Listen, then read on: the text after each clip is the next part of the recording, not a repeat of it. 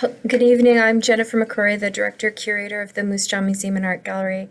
Thank you for joining us tonight for a presentation on the historic and compelling work of renowned Canadian artist David Milne by curator Chris Finn.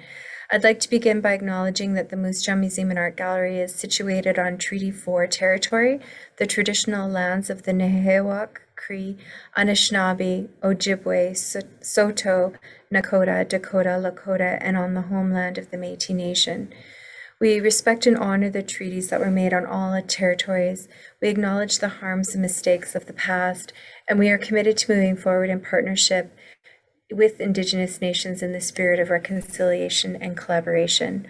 At the Moose Jaw Museum and Art Gallery, we recognize that museums and art galleries are a part of a colonial system, and we are committed to decolonizing our institution by inviting Indigenous artists, curators, elders, and community leaders to lead and inform our programming and presentations of Indigenous art, history, traditional knowledge, and narratives.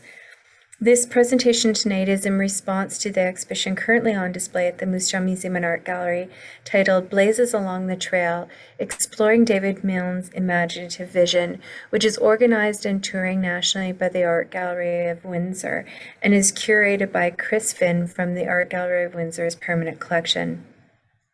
I'll begin by introducing Chris. Christopher Finn is an independent curator, previously the Curator of Education at the Art Gallery of Windsor from 2017 to 2020, and Assistant Curator at the McMichael Canadian Art Collection from 2002 to 2016. He has an MFA in Studio Art from the University of Regina and a Bachelor of Education in Art and History from the University of Manitoba. A selection of recently curated exhibitions at the Art Gallery of Windsor include Blazes Along the Trail, Exploring David Milne's Imaginative Vision from 2017, Still Life, Food for the Eye, Mind and Body from 2018, and 401 West, Portrait of the Region in 2019, as well as Northern Narratives, Cape Dorset Prints, and also in 2019. His current curatorial project is an exhibition for Peel Art Gallery, Museum and Archives, which is scheduled to open in 2024. He is the author of the essay Still Life, Food for the Eye, Mind and Body, included in the Sandwich Project from 2018, published at the Art Gallery of Windsor, and he wrote the interpretive text for the Art Gallery Windsor's e-publication developed for Blazes Along the Trail. Other programming activities include a virtual Zoom presentation in 2020 for the Woodstock Art Gallery as an accompaniment to the touring exhibition, Blazes Along the Trail, and which opened in the fall of 2020. He has presented an online public talk about the Group of Seven's prints and drawings for the Kathleen M. Fenwick Annual Memorial Lecture held at the National Gallery of Canada in 2017, and other selected lectures and exhibition projects include Stories Between Two Solitudes at the McMichael Canadian Art Collection in 2016, and the exhibition Edward Bertinsky, The Landscape That We Change, 2013 for the McMichael Canadian Art Collection in Kleinburg, Ontario. So welcome, Chris, and thank you for being here with us tonight. Okay. Thank you, Jennifer, for supporting this talk. And for all those who are viewing, welcome to this presentation. David Milne's reputation as an important 20th century Canadian modernist artist rests on his focused and deeply personal art-making strategies. The exhibition Blazes Along the Trail, Exploring David Milne's Imaginative Vision, brings together a selection of the artist's images. The artist's aesthetic revelations are revealed through oil paintings, watercolors, as well as his Drypoint prints. These works, drawn from the Art Gallery of Windsor's collection, feature Milne's formal innovations in his use of line, shape, space, and color, while also introducing new approaches to processes and materials use, inspired by undeveloped landscapes, as well as urban environments, which were his favorite painting places. With respect to his overall art production, Milne has acknowledged that by exploring the Drypoint medium, he produced what he termed Blazes Along the Trail, which enabled him to follow his own path by communicating his unique expressions in painting as well as through his prints. Born near Burgoyne, Ontario in 1882, David Milne was the youngest of 10 children.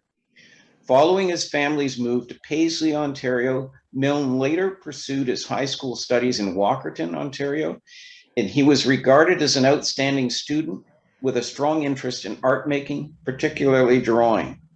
While other Canadian artists during the latter 19th and early 20th century traveled to Europe to gain exposure to the art theories and works which emerged there, Milne followed a different path by going to the US in his quest to shape his ideas about art making.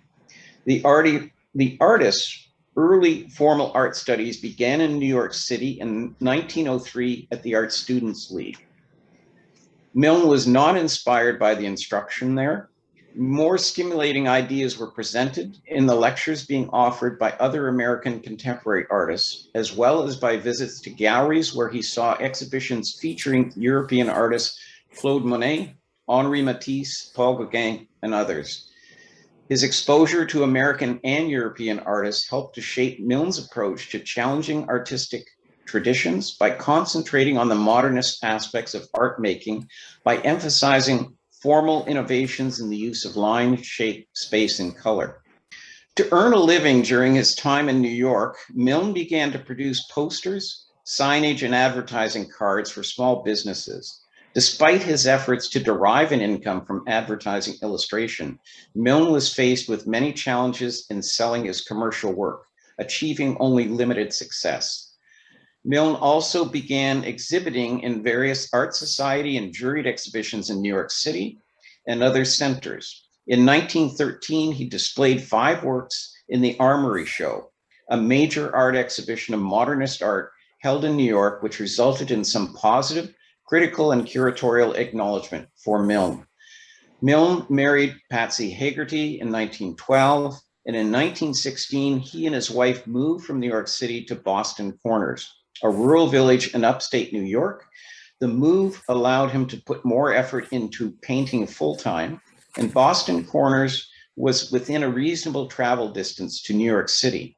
This locale also had the hilly landscapes, lakes, and ponds, which inspired him. This artwork on the screen, Pool and Birches, 1917, was inspired by the Kelly ore bed near Boston Corners.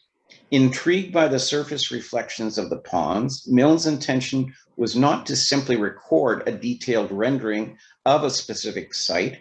The challenge for Milne was to formally express through his image making a feeling, Milne's own descriptive term, conveyed through the elements of line, shape, color, texture, and innovative compositional arrangements. Milne's use of white surrounding the contours of the trees was introduced as a way of creating an internal dynamic element in space or between shapes, or in some works to emphasize calmness in the landscape. In December of 1917, Milne joined the Canadian Army. By 1918, following his posting to Britain, Milne received an assignment as an artist for the Canadian War Records Program to produce images of sites in France to document locations where battles were fought during the war. According to art historian David Silcox, Pool and Birches was a key image which influenced the artist's approach to his watercolor paintings completed in France in 1919 and much of the work in 1920 through 1921. Following his return to New York State in 1919, after completing his war service, Milne again began to paint various locations in Boston Corners. This slide, Hill Reflected Bishop's Pond, was made by Milne during September of 1920. It was one in a series of what are called reflection images based on Bishop's Pond at Boston Corners. Milne's approach to watercolor painting was non-traditional and experimental. The artist would occasionally cut parts from one watercolor to use in another. At times, a spatter technique was introduced or a dry brush application of paint using a stiff bristle brush. Milne also used the stiff bristle dry brush technique by first applying watercolor pigment particles on dry paper. Next, a wet wash was spread over the area to establish a tonal quality, which also widened and softened the lines. The rendering of the reflections in Hill Reflected, Bishop's Pond, are an example of this latter technique. In describing his creative practice, Milne believed that making worthwhile art can only be attained by overriding the concerns of survival to achieve what was at the core of an individual's creativity. This was identified in his writing as feeling. Milne described feeling as the power that drives art. There are other words that give something of the idea: aesthetic emotion, quickening, bringing to life. Each painter develops feeling in his own way and follows his own path. Drawing was important. In summarizing his approach to the execution of a work, Milne states the plan of the picture takes vague shape. You explore some points in your mind, then you take a pencil and paper, placing what is to go on it. The drawing is not so much a guide to be followed closely in painting as a shorthand reminder. What you put on paper isn't so important as what goes on in your mind. By the time you are through scratching on the paper, most of the picture's problems are solved. Problems of shape, texture, color, and arrangement. You'll even know how you're going to apply the paint. For Milne, shape was all important. Color was a mere agent in simplifying form. During the mid-1920s, Milne returned to Canada for a brief period, intending to build his reputation as an artist in this country. This venture resulted in some exhibitions and a few sales, but overall was not a successful effort, and he returned to New York State. This artwork, Waterfall Black Tree, painted in April 1925, was produced following his return to the US and reveals the artist's interest in using black within his paintings. The artist would render a tree or other object in black in one area of the image, with a tree or other form depicted in white juxtaposed within proximity. The intention was to set up a visual tension in the composition. The waterfall subject was a key image for Milne. He described his compositional approach as open and shut motif. Simplification by what he described as worked over and blank areas. These open and shut contrasts were in keeping with the artist's painterly concerns. Milne created compositions which were unbalanced to present an idea in opposition to an idealized view of nature. While in New York State at Big Moose Lake during the summer of 1924, Milne and his wife rented the basement of the Glenmore Hotel to establish a tea room business to support themselves with an income, while Milne constructed his own house, which would, when completed, serve as a location for their own tea room. The Glenmore Hotel served as a subject for several paintings by the artist. This work, Roof's Glenmore Hotel, 1927, presents a view from the back of the hotel of the Glenmore's outbuildings viewed from the upstairs window. The composition of the work, which with its elevated point of view, emphasizes the contrast of the built environment with the organic shapes and linear elements of the surrounding landscape. In addition, this painting served as the basis for creating a Drypoint image. The role of Drypoint prints. Milne ceased to work in the watercolor medium in early 1925. His oil painting at that time served his art-making needs, which allowed for the continuation of changes in his style. This was achieved by initially by reducing his emphasis on using line while expanding his use of broader and looser applications of paint. At this time, Milne also considered another medium, which would ultimately stimulate a new approach to his work, printmaking. According to art historian Rosemary Tavel, Milne's color Drypoints provided the medium for his most daring experiments and innovations in color usage between 1929 and 1943. During this time, his oil painting and later his watercolors followed from the insights derived from the prints. There are several Drypoint prints included in this exhibition, which date from the late 1920s to the early 1940s. Copper or zinc plates were used for Milne's Drypoint production. This method of image creation does not involve an acid etch. Instead, it utilizes a sharp stylus to inscribe lines into the metal plate surface. This printing method will only serve to produce a limited number of consistent prints, 15 to 30, before the pressure of the press flattens the metal burr to a state where it will not properly hold the ink for printing. Longer print runs can be achieved by steel facing the plate. On the left, you see a number of different tools, stylists that can be used to inscribe lines onto a metal plate surface, etching needles and other types of tools that have a sharp point at the end that can pierce the metal plate and raise a burr for printing. On the right-hand side is a brochure for a Gore portable etching press, Model A. James Clark, Milne's friend and a benefactor, purchased one of these presses that's you see in the advertisement for Milne's use. By January 1927, Milne had set up his printing press and begun producing Drypoint prints. In a 1947 article, the artist states that he did not recall what gave me the idea of experimenting with color Drypoints. What I had in mind was exploration. Each printmaking or painting process has possibilities of its own, not to be found in any other. Since the color part of this process was a new one, I felt that I was starting out in unmapped country. During the early stages of his initial print production, the artist determined that a multiple plate process was the most suitable for his purpose. In discussing the print Lake Placid, art historian Rosemary Tavel writes, Lake Placid appears to be a unique subject to the color Drypoints. No related work in another medium has been located. The strongest elements of this version are the solidly shaded mountains. For this print, 3 plates were used. The first was a key plate, the second plate for coloring the mountains, and the third for coloring the tree line. Milne made his final return to Canada in 1929. His search for inspiring places led the artist to many areas in Ontario, to Mogamy, Weston, Palgrave, 6 Mile Lake, Toronto, Uxbridge, and finally to Batiste Lake near Bancroft. Over time, these settings served in facilitating his transition away from US locations by providing locations which stimulated his imagination. This artwork, Across the Lake, is an image based on an earlier painting of a scene at Dart's Lake in New York State.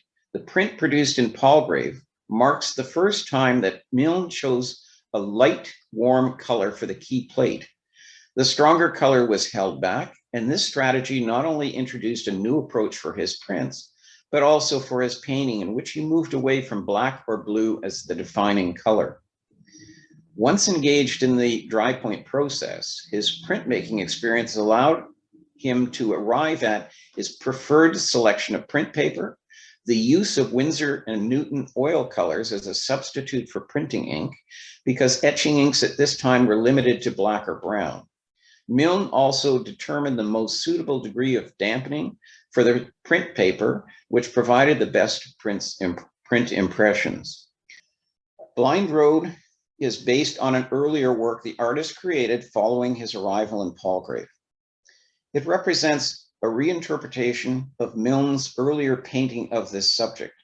Milne's drawing on the plates rendered the image composition as it appeared in the original painting. Due to the reversal that occurs in using this print process, the print composition is the mirror image of the painting. The location depicted is believed to be east of Palgrave, and Palgrave is a compact rural community in the town of Caledon within the regional municipality of Peel in the Greater Toronto area of Ontario. Milne's final image served as the basis for a lengthy series of experimental prints, 30 to 40, which he undertook to find the correct color balance and method of wiping the plate, which would produce his desired result. This impression required 3 plates printed in sequence. In 1920-21, Milne spent the winter at Allender Mountain, a prominent peak of the South Taconic Mountains. It is located in southwest Massachusetts and adjacent to New York State. The waterfall is located on Bashbish Brook near a cabin where he stayed. Waterfall 1930 was created following his return to Canada in 1929. It is based on a painting which the artist had with him at Palgrave.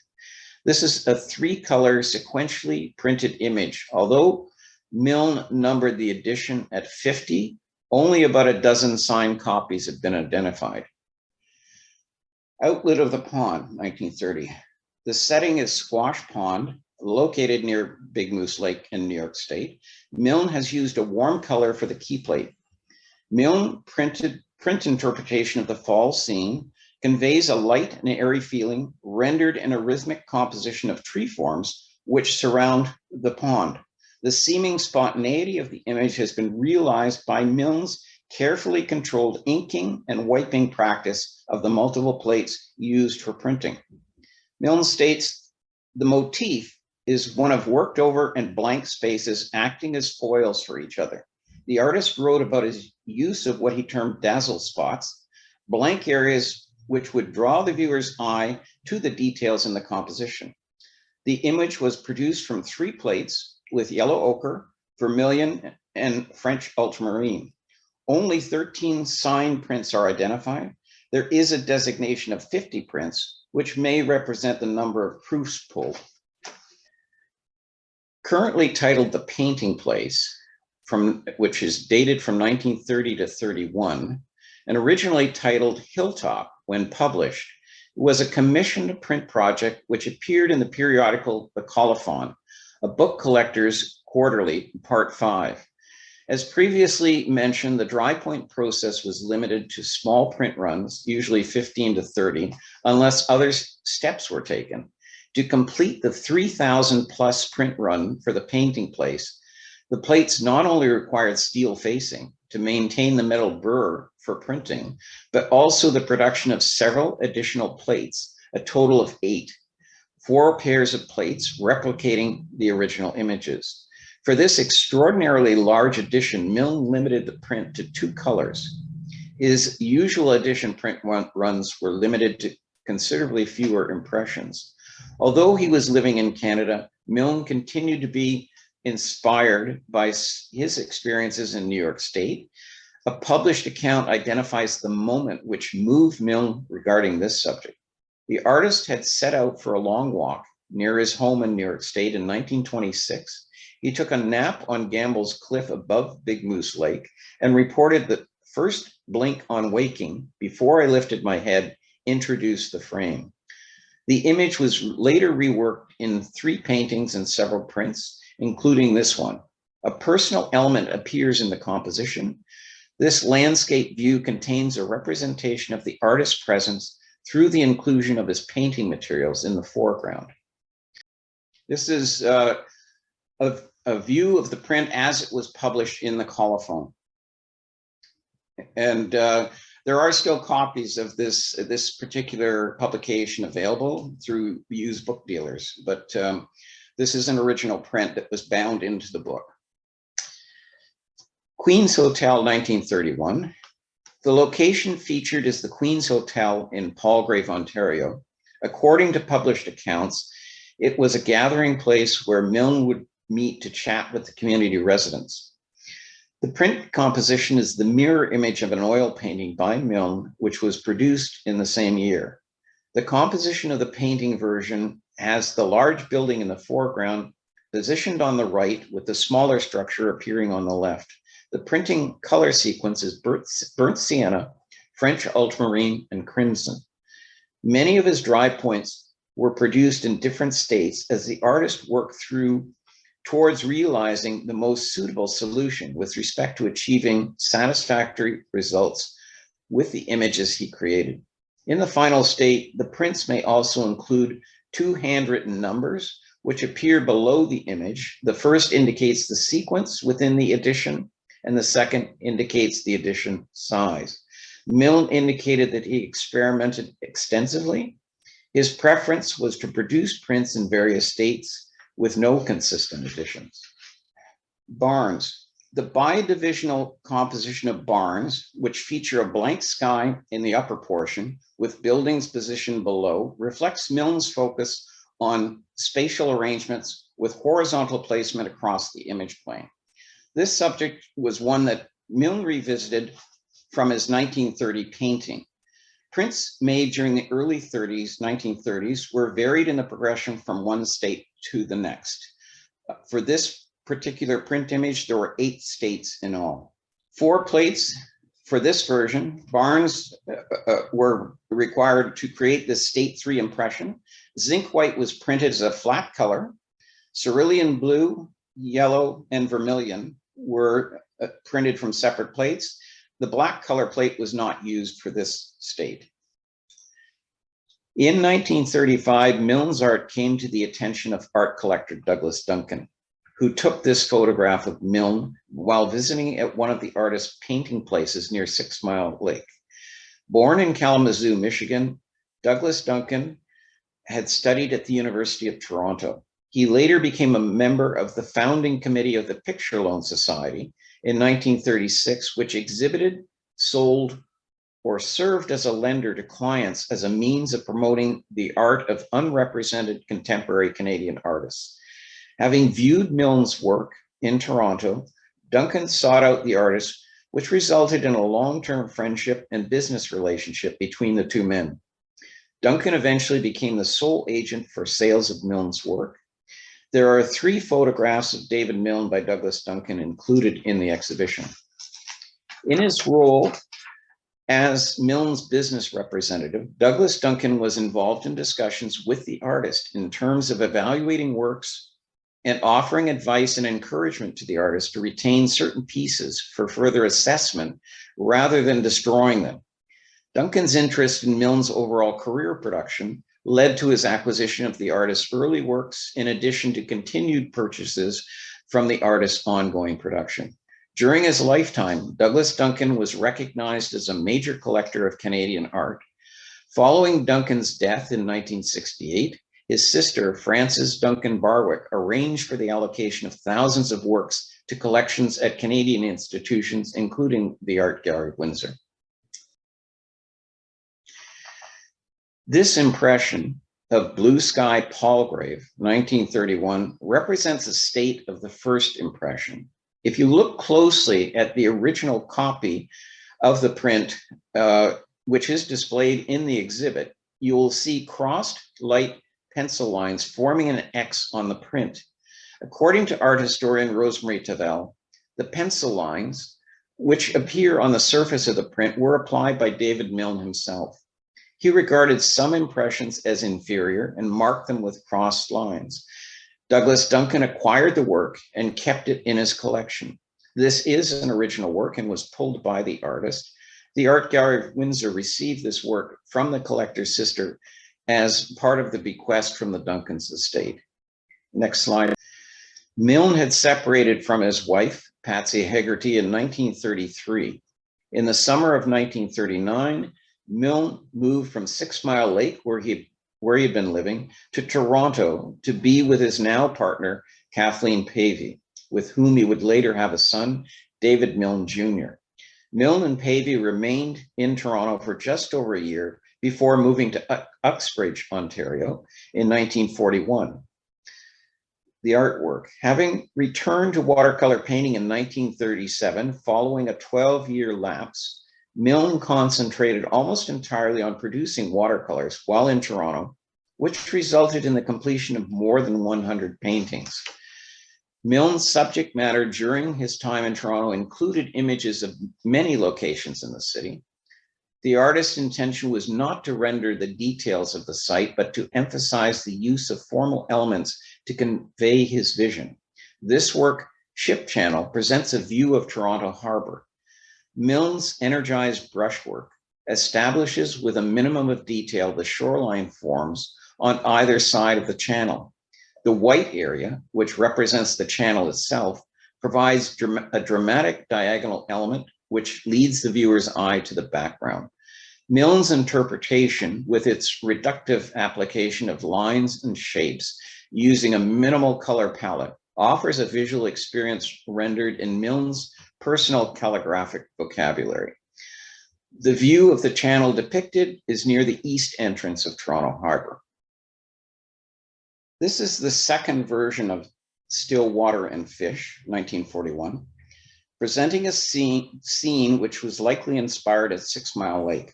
The print was based on an initial watercolor by the artist. This version was a completely reworked departure from its original source. Milne's intentions were the realization of the final impression of color, visual form flowing across the composition.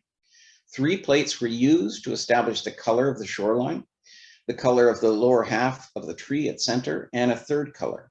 Although this is an additioned print, according to art historian Rosemary Tavel, Milne varied the color combinations for different printings. The subject and composition for Adirondack Valley, 1941, were influenced by 2 earlier works, a print and a painting. The initial state of this print was developed and printed in 1937.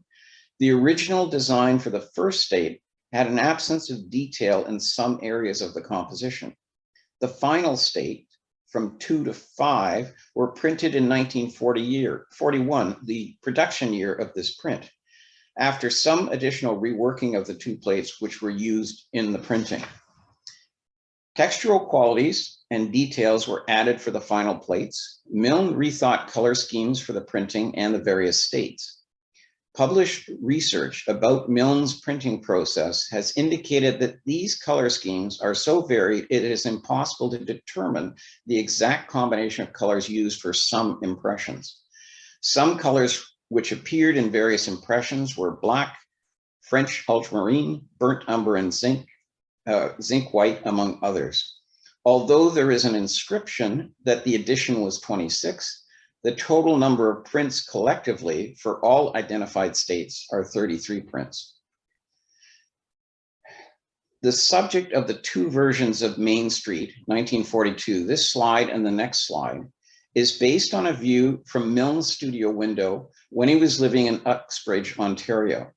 The town of Uxbridge is situated in a valley on the northern slope of the Oak Ridges Moraine, about 64 kilometers northeast of Toronto. Compositionally, the artist focuses on the placement of the building shapes, window patterns, cars, and negative spaces, which reveals Milne's interest in creating a visual rhythmic flow through the use of line, positioning of shapes, patterns and architectural details, and application of color. Now, there were 2 separate printing periods in the development and printing of the various stages of the Main Street print. During the interval between the printing stages, Milne proceeded to rework the plates. In his writing regarding this edition of prints, the artist indicated that the tints became quite heavy. Milne attributed this change to the hot weather conditions. By continuing printing of these impressions, it suggests that he was not unhappy with this shift to darker tints in this latter stage. The print image was also printed on different paper stocks. Print colors for this state are yellow, vermilion, ultramarine, with an orange tint, lightly speckled.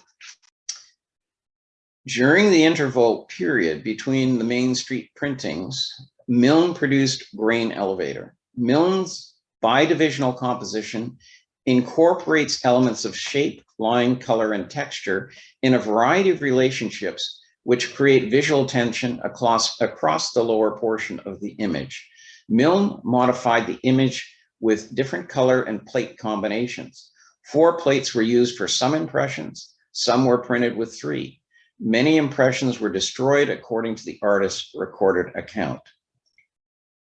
The subject of St. Michael's Cathedral, located at Bond and Shooter Streets in Toronto, during Milne's earlier stay in the city, 1940-41, he produced 2 watercolors of this structure, which served as the inspiration for this work. The artist's line weights defined the architecture by contrasting thin lines with rich velvety lines created by the raised metal burr. The overall rendering achieves a visual balance, and the artist created a rich tonal impression through the understanding of the materials and the process used in making the print. There are 7 states which the artist produced. St. Michael's Cathedral is the last of Milne's addition dry points. Having moved to Uxbridge, Ontario in 1941, Milne remained there until 1952. According to art historian Dennis Reed, Milne, while in Toronto during the spring of 1940, returned to using broad washes of the sort he had employed 20 years before in his reflection pictures. For example, Hill reflected Bishop's Pond, which was presented in an earlier slide, inspired these later works. Milne's son, David Milne Jr., noted that these wet washes would dominate Milne's watercolor technique for the rest of his life. Milne was initially resistant to implementing the wet paper technique fully. However, by 1941, the artist had developed a strategy for achieving his desired results in controlling the wet wash technique.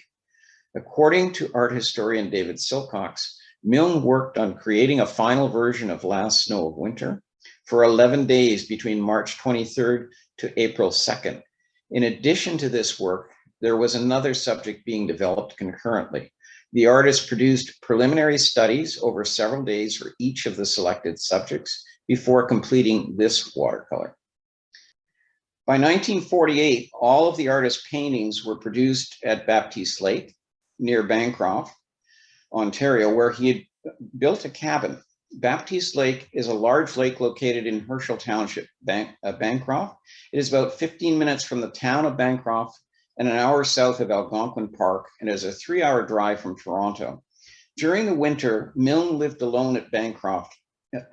His partner, Kathleen Pavey, and his son, David Jr., visited during the summer. In early 1951, Milne was diagnosed with cancer of the lower intestine. He was operated on in the spring. By fall, Milne had returned to Baptiste Lake, which is the location for a series of watercolors titled Storm Over the Islands. And 4 images in the series are in the exhibit. This is Storm Over the Islands #1. Milne wrote about his approach to creating the series of Storm Over the Islands. Each is done in a single operation. Everything is planned and color prepared, brushes charged, then the paper is wet all over with a large brush. The painting is all done before the paper dries, 3 or 4 minutes, and not touched again. Strangely enough, that doesn't make the pictures rigid, just the opposite. The whole thing is fluid. When completely successful, it looks effortless. In reinforcing his modernist principles, Milne also wrote, "Subject matter is irrelevant to aesthetic experience, and in itself neither good nor bad. The intention was for the viewer to react to formal elements in his painting." Milne states, if 6 or 8 versions are painted and set up beside each other, a development is quite noticeable from one to the other. Though each repainting is fully planned in advance, the subject is developed as you go along. Each version suggests a modification of the plan in the next. The evolution of Milne's process, as well as his understanding of the materials, is evident in this series.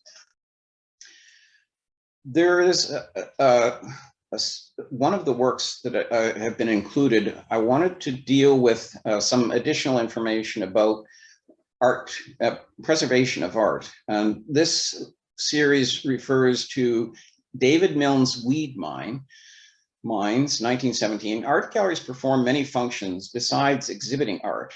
If the gallery is a collecting institution, maintaining artwork for posterity is an additional responsibility. Works on paper are physically delicate and susceptible to damage. The work Weed Mines, which is in the exhibition, presented a variety of condition issues, including matte burn, staining, and discolorations, which were present at the time of its acquisition. The restorative treatment was carried out by conservator Jennifer Robertson, who is based in London, Ontario. The first slide indicates the state of Weed Mines prior to treatment. The damage was in the form of a large horizontal brown splatter across the upper third of the image, as well as surface dirt, a mild darkening of the paper concentrated in the upper right quadrant, and light foxing speckled across the lower third. Foxing is an age-related process of deterioration that causes spots and browning on old paper documents, such as books, postage stamps, old paper money, and certificates. The name may derive from the fox-like reddish-brown color of the stains or the rust chemical ferric oxide, which may be involved. Acidic brown paper tabs used in previous mounting were also adhered on the reverse side of the work with a brittle yellowed adhesive. These condition issues not only disfigured the artwork visually, but if left untreated, would have continued to deteriorate the paper over time. The stains were addressed individually with local treatment applied carefully to the areas of discoloration only. Matte burn on the work was removed with a chemical bleach applied in low concentration, then flushed out of the paper using distilled water and suction. You can see on the slide on the left, at least a detail of some of the stains which appeared on the surface of the watercolor. The image on the right provides the detail in the same area and what the work looked like after treatment. Weed mines required an extensive process. Stains first treated with distilled water applied by cotton swab, then with local bleaching and washing through suction. Okay. The local bleaching must be done carefully, and there are limits to the level of improvement that is possible.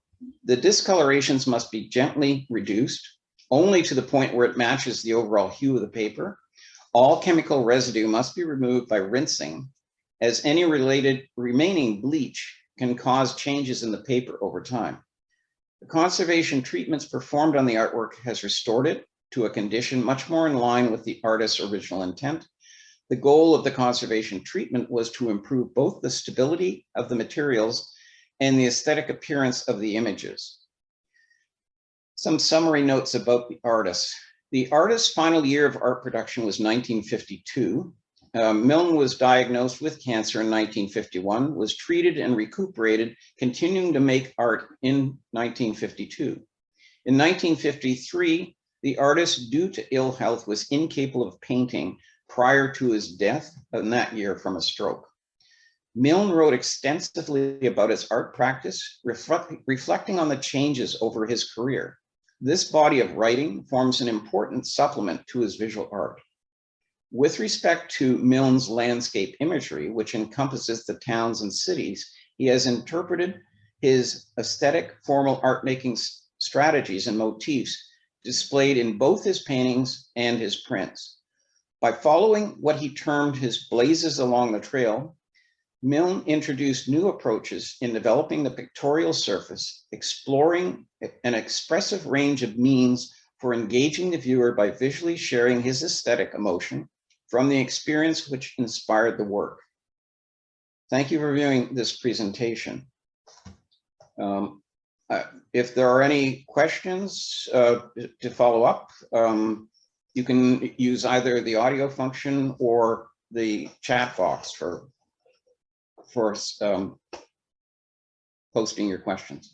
Thanks, Chris. If I have a question for you, and if Sure. anybody else has questions, just prior to the presentation tonight, Chris and I were chatting about Milne and sort of what was some of his motivations in his work. You were comparing his motivations, how they differed from the group of seven, and I wondered if you would like to share that with the group. Milne was familiar with the members of the group of seven, as well as the art production and the style of painting that they were involved in. He felt that he did not agree with the landscape being used as a symbol, as a sort of nationalist idea about Canada and the land of the country itself. Milne's focus was very deeply immersed in the ideas of what's considered modernism. With that in mind, his focus was on using the formal elements to express an idea. There may be a subject, and I did mention earlier that he felt that the subject itself was irrelevant. It was neither good nor bad. It was simply a vehicle for the expression of creating an image based on the use of line, texture, color, and compositional arrangement. The group of seven's focus was more in terms of creating a certain almost romantic feeling about the landscape and the way that they'd interpret it, but it was also being, through other art criticism and art writing at the time, linked to the idea of Canadian nationalism, because the group was formed and continued to build its reputation after the First World War. And there was this spirit of a certain pride and nationalistic idea about Canada having arrived as a nation. And the group of seven's mythology, which they also helped to stimulate, carried through with respect to their program and how they represented themselves. So there was some support. There was an exhibition when Milne came up to Canada in the 1920s. J.H. MacDonald, one of the group of seven members, did help to organize an exhibition of Milne's work while he was in Toronto area. So there wasn't any sort of distance between them in sense of their relationship. There was a sort of camaraderie and a certain shared support in terms of the fact that they were both recognizing each other and the works that they produced and the art that they were known for. But Milne did not feel sort of comfortable sort of working with that same idea in his art images. What other artists did he associate with? Was there a group of people that he might, with similar styles or worked in those same locations? There was, when he was at 6 Mile Lake and also in some of the other painting places where he had built a cabin at particularly Baptiste Lake, there were visitors that came. Some of them were artists. One of the artists who he had a long time friendship with was Carl Schaefer, who was a contemporary of David Milne.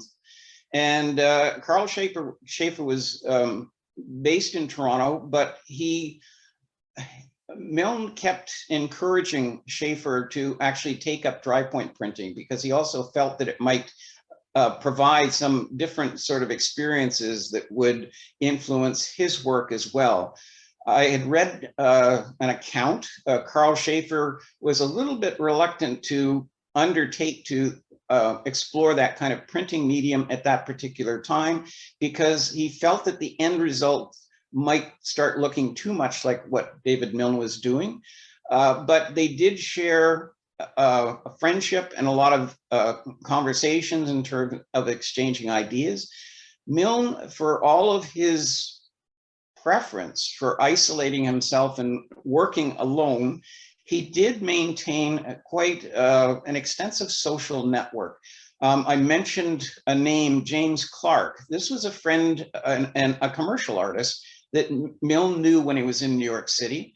They maintained a friendship and communication, correspondence by mail for decades, even after Milne had left New York. And as I mentioned, James Clark had a strong interest in Milne's practice and did purchase a printing press for Milne in order to allow him to start to produce the Drypoint prints. The other people that he maintained contact with, besides Douglas Duncan, were curators or directors of the National Gallery. So that Alan Jarvis was a director for a period of time at the National Gallery. After Milne's passing, Alan Jarvis mounted a large retrospective exhibition of Milne's work. So he did maintain social connections, but he was very much an independent artist. He wasn't part of a group, and in fact, the group of seven was also practicing at this particular period of time, and Milne didn't agree with their program. He didn't feel that the landscape should have the kind of nationalist intent that the group of seven promoted with respect to the work that they were producing. And so he maintained, he was aware of them, he had some contact with them, but he maintained a distance from actually becoming involved with that particular interpretation of landscape. I was just wondering, Chris, in your research on Milne's work, did you come across any mention of who he was looking at, you know, especially when he was in New York, when he was, like he attended the Art Students League, I believe, is that right? And Yes. do you know what modernist painters that he was maybe inspired by or looking at? Mention has been made about artists like Gauguin, Claude Monet, and Henri Matisse was also, I think, based on certain writing, particularly the art historian John O'Brien talks about a relationship between certain ideas that Milne had or brought forward in his art that seemed to show an affinity to Henri Matisse's work. There was also an American contemporary artist named Robert Henry, who Milne was introduced to and spoke with in terms of the work that he was producing. Milne was also interested in other sort of art writing as well as other philosophies. There is information and a context that John O'Brien talks about with his David Milne and the modernist tradition of painting, that Milne was had read and was very enthusiastic about Henry David Thoreau's Walden Pond. He liked the idea of an individual going into nature and isolating themselves and becoming a part of that whole environment and what the impact would be on the individual.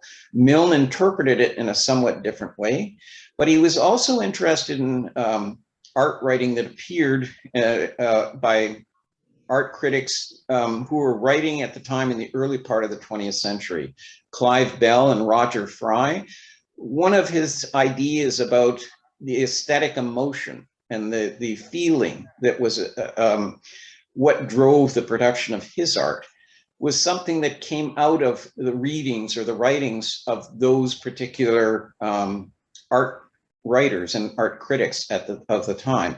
So there was a sort of a cross-pollination of certain art theories, as well as the artworks that he did see from artists in Europe, and even the artists that he met that were practicing in the United States. Thanks. There is a question that just appeared on my screen about whether David Milne produced watercolors later in life. He did produce watercolors. He did stop watercolor painting for about 12 years, from 1925 to 1937. But after that date, he did return to painting. 1940 was a particularly productive year for David Milne and his watercolors. He was in Toronto, and he produced quite a large series of paintings based on his experiences going to various locations in that city. And according to published records, there were at least 100 watercolor paintings that were produced during that time. And then he continued to work with the watercolor medium from that point on until his final year of production. I have a question. Okay. Chris, you were talking as part of your presentation about Milne's technique of using a watercolor pigment directly onto the paper. Could you say a little more about that? I'm quite interested in it. It was going faster than I could absorb. He was using a stiff bristle brush, and in fact, in some of the brushes, he actually cut little notches into the bristles. He would draw rather than create a watercolor. It's like a wash. He'd take the straight pigment and then use that on the paper when it was dry, and then once that he'd completed those areas that he wanted to develop in the references to using lines as part of the image, he would put a wet wash over top of that. So the impact of that would be to soften those dried pigment particle lines that have been applied initially, and also create an overall tonal value that helped to have this kind of sense of depth in terms of the final look of the painting, and how the water was almost like a reflecting from the surface of the watercolor paper. And so he used that extensively back in the early 1920s. And we saw that as an example with the Hills Pond or Bishop Pond rather. He extended that and was inspired by that in his later work, which I mentioned when I showed the Storm Over the Island series, where he went through to the wet and wet technique and used a whole sort of plan worked out in advance in order to create a final image that could be completed within 3 to 4 minutes. And so he was always exploring, he was always experimenting. And there were artists at the time, like Cleveland Horn, that Milne knew, who claimed that you couldn't control those wet wash techniques. But Milne was so committed to being able to understand the materials, all of the different materials that he worked with, that he explored different types of paper, different amounts of wetness, and he actually came up with a strategy for being able to control it. So he was somewhat dismissive of Cleveland Horn's attitude that you couldn't control the wet wash technique, that it was just all accidents. But Milne was determined, and obviously you can see the results of how he did control those very atmospheric images of the storm that appeared over the islands. I mean, it's quite an exciting series. And it has, in terms of retrospectives of Milne's work, it has been used on a regular basis to show the kind of important developments that occurred, not just at the early part of his career, but also in the latter stage of his career. Thank you. Speaking of control, I'm always in awe of how controlled he is, like how I guess reduced or abstract, how he's approached his composition in such a way where the negative space, the white space of the canvas and the paper becomes such a predominant element in his compositions. Do you have any comment about that in his work? He introduced that approach. He talked about it as these open and shut compositions, so that there were these areas that were worked over, and then there were blank spaces, and they were placed in proximity to each other on the paper or in the print in order to create a kind of visual tension. So it was a strategy that he was able to explore over a long period of time, not just with his watercolors or his oil paintings, but also with the prints. And so that all of this was done as I had indicated. A lot of these images, as he talks about his process, were thought through in terms of the initial stage as a drawing. And the way that he sort of evolved his ideas was to constantly try and develop further all of these different sort of planning stages.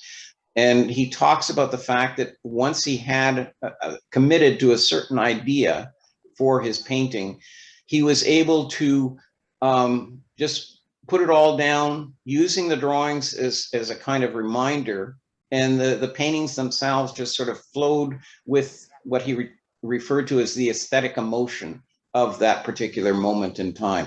He did not like to be disturbed when he was involved with that sense of intensity and commitment. And that's one of the reasons why he seemed to choose to isolate himself. Like he was in 6 Mile Lake near Georgian Bay for 6 years after he separated from his wife. And I mean, he did have contact and he did socialize with people that came to visit and when he went into town to get supplies, but he really did prefer to have this isolation so he wasn't being disturbed in terms of the production of his work.